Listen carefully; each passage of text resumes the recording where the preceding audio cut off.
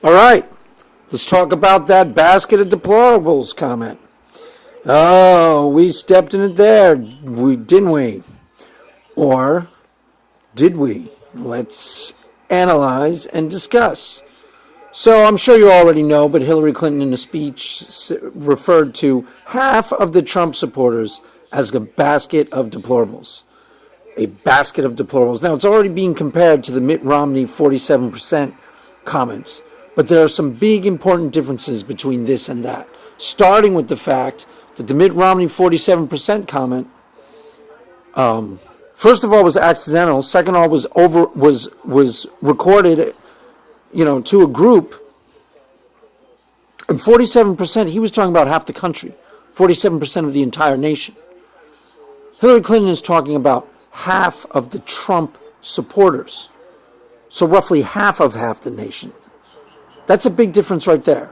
She's not saying all the Trump supporters, she's saying half of them.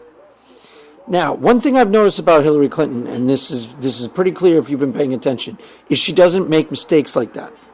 She is very cautious to a fault. She is politic in how she talks. She parses all her words, and she probably, has her speeches, gone over 5 times by different groups. She doesn't make accidental off-the-cuff remarks like that. Trump does. She doesn't. So there must be some sort, and indeed this comment was written down beforehand. She read it off a teleprompter. So it wasn't an accident. There had to be some sort of strategic purpose to this.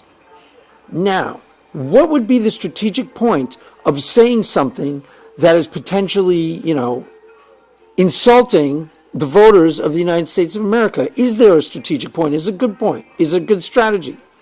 Well, let's think about it for a second, because I think it may actually be pretty good. There is no denying that there are deplorables within the ranks of the Trump supporters. If you deny that, you aren't paying attention. There are actual white supremacists mixed in with his group, actual white nationalists, actual neo-Nazi types. Some of the comments that you see, like, calling the reporter anti-Semitic remarks. I mean, these are real things. If you watch the videotapes of his rallies, there are some really, really deplorable people mixed into this group. So what would be the point of calling them out? Well, if she says half of his people are deplorable, what happens when it gets discussed? Every time it goes on TV, the discussion becomes, A, are some of his supporters deplorable? So they play the loops, they play the Klansmen, they play the David Dukes that are in his group of supporters every time. And then the discussion becomes, well, how many? Well, it's not half. Oh, it's maybe 10%, or maybe it's 80%. Some people say it's more, it's 80%. Indeed, some of the things that Trump has put out, his Muslim ban, was supported by something like 80% of his supporters. Now, the Muslim ban is racist, straight up, prejudiced, straight up. Very definition of prejudice, prejudging an entire group of people based on the actions of some. So, the debate now becomes, yeah, she takes some dings for saying it. It's in politics, it's not right to say. But maybe she gets some points for honesty, which she's never had in her life, for speaking, just plain speak, which she never gets. And now the discussion becomes, what percentage of his group are racist? What percentage of his supporters are racist?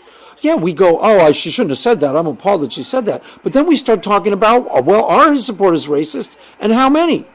Is it half? Is it 20%? Is it 80%? And that conversation ultimately starts to really harm Donald Trump.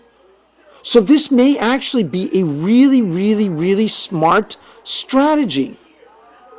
Politics is won by dominating the conversation.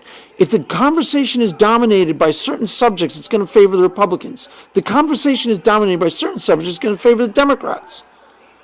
If we're spending a lot of time talking about how many of Donald Trump's supporters are racist and deplorable, 20% or 80% or half, he's losing. Plain and simple. Yeah, she takes a couple of knocks for saying it, but he's losing. That's why I think it may be smart. So we'll wait and see, folks. But I think she may be onto something good here.